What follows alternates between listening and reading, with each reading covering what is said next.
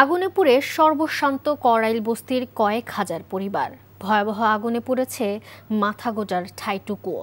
মঙ্গলবার রাতে 5 ঘন্টার আগুনে পুড়ে গেছে ঘরবাড়ি ও সহায় সম্বল। অনেকে নিঃস্ব হয়ে খোলা আকাশের নিচে আশ্রয় নিয়েছেন। পোড়া ঘরে পড়ে থাকা এখন ধ্বংসাবশেষ যেন তাদের একমাত্র অবলম্বন।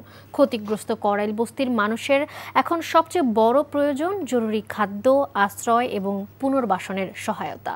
বারবার আগুনের ঘটনায় ঝুঁকিপূর্ণ এই ঘনবসতিপূর্ণ এলাকায় নিরাপত্তা ব্যবস্থা জোরদারের দাবিও করছেন করাইল বস্তিবাসী। এর মাঝে বেশ কিছু এনজিও, সরকারি বেসরকারি প্রতিষ্ঠান বস্তিবাসীর সহযোগিতায় এগিয়ে এসেছেন। ব্যক্তি উদ্যোগেও অনেকে খাবার সহায়তা দিচ্ছেন। কিছু বাঁচাইতে পারছে না, খালি বড় বাচ্চাটা লয়ে খালি দুইটা পোলাপান লয়ে বাইরেছে। এর মধ্যে বাচ্চা করে একটা সুতা তাও বাই করতে পারে না। ওই চাউল বা তিনটা নিচে গা, কাপড় টাপড় কিছু নিচে গা, মাইনছে নিচে গা। একটা বাচ্চারে কুলো লইছি আর একটা বাচ্চারে হাতে লইয়া বাইরে মাঠে আয় করছি। আর গর্তে যে একটা জামা কাপড় বাইর করবো এমন কোনো রব্বি ছিল না। 5টা দিক দিয়ে লাগছে, তখন আমরা রান্না করতেছিলাম। কেউ বলতেছে সিলিন্ডারে, কেউ বলতেছে যে লাগতেছে যে হোটেলে লাগছে। তো এদিন মনে করেন আমরা দৌড়াদৌড়ি করছি, তারপরে আর খবর জানি না কেমন করে লাগছে। করাইল বস্তির আগুনের সর্বশেষ খবর জানাতে ঘটনাস্থলে আছেন সহকর্মী নাজিবুর রহমান। নাজিব, পুড়ে যাওয়া বস্তিবাসীদের এখন কি অবস্থা দেখতে পাচ্ছেন, জানাবেন।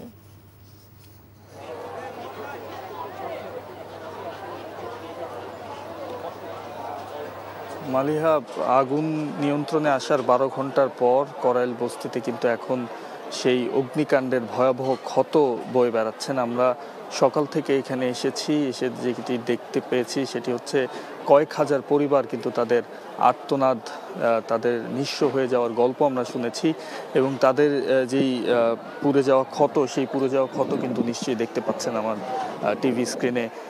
প্রায় 1500-র বেশি বসত বাড়ি কিন্তু পুড়েছে এবং এখানকার নিম্ন আয়ের মানুষের যে শেষ সম্বলটুকু, সেই শেষ সম্বলটুকু কিন্তু তারা হারিয়েছেন।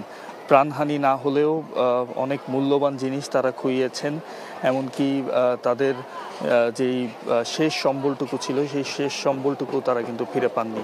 তাতে উল্লেখযোগ্য একটি বিষয় আমরা অনেকের সাথে কথা বলে যেটি জানতে পেরেছি, বেশ কিছু জিনিস অবশিষ্ট থাকার কথা থাকলেও সেটিও কিন্তু এসে তারা আজ সকালে যখন তাদের যেই বাড়ি বা বসত বাড়ি যেগুলো ছিল সেখানে এসেছেন তখন সেটিও পাননি। তাদের ধারণা অনেকেই এখানে আবার লুটপাটও চালিয়েছেন, যেটি অত্যন্ত দুঃখজনক বলেও তারা বলছেন।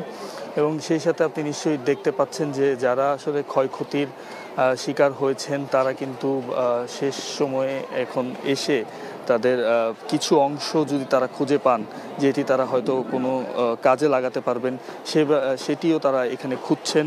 এবং সবচেয়ে উল্লেখযোগ্য যে বিষয়টি আমরা সকাল থেকে দেখেছি যে এখানে খাদ্য সহায়তার একটি সংকট রয়েছে, অর্থাৎ খাদ্য সংকট চরমে উঠেছে।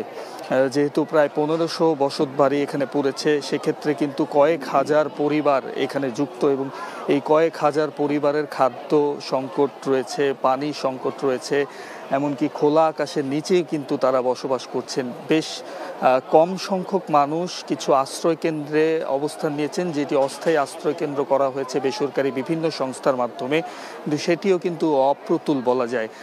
পাশে এরশাদ মাঠ রয়েছে, সেখানে প্রাইমারি স্কুল রয়েছে একটি, সেই স্কুলে তারা বেশ কয়েকজন পরিবার সেখানে অংশ নিয়েছেন, আশ্রয় নিয়েছেন এবং অস্থায়ী কিছু তাঁবু করা হয়েছে, সেখানে আশ্রয় নিয়েছেন। এছাড়া আমরা দেখেছি ব্যক্তি উদ্যোগ এবং বেসরকারি, সরকারি বেসরকারি বিভিন্ন সংস্থা এখানে এসেছেন খাদ্য সহায়তা দিয়ে। সেই খাদ্য সহায়তা নিয়েই কিন্তু তারা এখানে এখনো পর্যন্ত এখানে রয়েছেন এবং তারা আসলে কিভাবে তাদের এই ক্ষত কাটাবেন বা এই ক্ষতি পুষিয়ে উঠবেন সে ব্যাপারে কিন্তু তারা দিশেহারা, এমনটি আমাদেরকে বলছেন। তো সব মিলে বলা যায় সরকারি একটি বড় উদ্যোগই কিন্তু আসলে তাদের প্রয়োজন। এক্ষেত্রে তাদের একটি পুনর্বাসনের ক্ষেত্রে আমরা জানি যে গত 1 দশকে প্রায় 8টি ভয়াবহ আগুন কিন্তু এই করাইল বস্তিতে হয়েছেন, প্রতিবারই তাদের বসত বাড়ি পুড়েছেন। তাদের দাবি যে একটি সুনির্দিষ্ট পরিকল্পনা করে তাদেরকে যেন এখানে বসবাসের সুযোগ করে দেয়া হয়, পুনর্বাসন করা হয়, এই দাবিটি কিন্তু তারা করছেন। তো সব মিলিয়ে বলা যায় যে করাইল বস্তিবাসীর কিন্তু একটি অনেক কঠিন সময়ই তারা পার করছেন আজ আমরা সকাল থেকে যেটি আমরা দেখতে পাচ্ছি। তো এই ছিল আমার কাছে সর্বশেষ। মালিহা।